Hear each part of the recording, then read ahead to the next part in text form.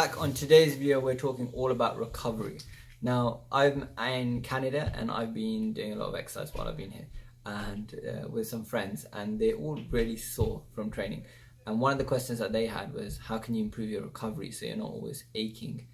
And there's 4 simple things which you can do, all low cost and all evidence-based, all very effective. So the first one is hot baths or hot shower. So as soon as you finish your training session, get into a hot shower, and that's going to help relieve your aches and pains so you're less sore the next day. If you are sore the next day, again, get in the shower as hot as you can tolerate and spend 10 minutes in that shower. And the evidence shows that it has similar benefits to warming up during exercise. So that's one of the really effective ways to increase the body's temperature, the temperature in the muscles, and to improve blood circulation as a result, and to improve recovery time. Now, the second way is compression garments.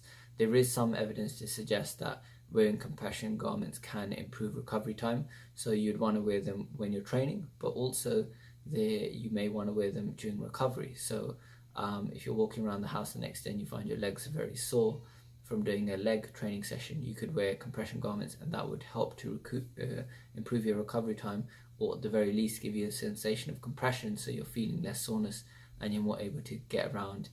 The next thing is omega-3. As a vegetarian, there's no actual sources of pure omega-3 as vegetarians. So algae oil is a very beneficial source. For people who are non-vegetarians, they may choose to have cod liver oil, and that's going to be very important in terms of reducing inflammation within the body and speeding up recovery time. Now, the fourth thing is my number one go-to, and that is take a nap. When you're training really hard, it's not just intensive on the body and the muscles, but it's also very intensive on the mind. The central nervous system, your nerves, can also be very much impacted by a hard training session. And what I personally do is I set an alarm for 10 minutes and I lie down and I close my eyes. And what I notice is within that 10 minutes, a lot of the tension that was built up in the nerves of the body and in the limbs tends to relieve, and that can really improve my recovery time for the next day. So I'm not as tired as I would be otherwise, which can happen when you've had a really hard training session. But also I recover faster as well, because it's giving your body that time, that parasympathetic innervation, that parasympathetic boost where your body's getting time to kind of rest and digest and recover. So that's really important as well.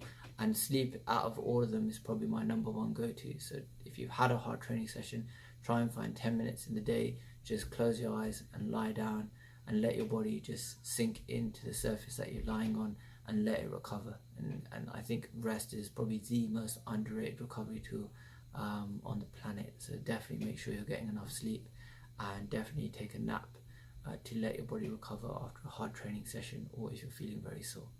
Thanks guys, catch you in the next video.